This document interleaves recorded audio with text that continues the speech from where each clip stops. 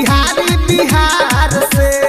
ए माई हमारा भक्त बोलतानी जिला मोतिहारी बिहार से। चंदन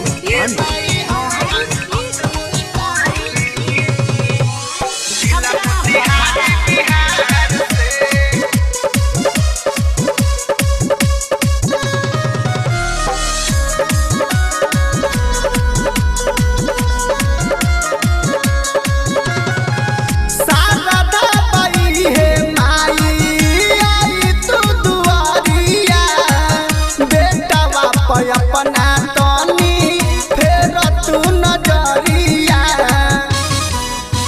माई हो शारदा बाई है माई आई तू दुआरिया बेटवा पे अपना तनी फेर तू नजरिया। आर्यन चंदन पे मोरी मैया मोहर लगा दिए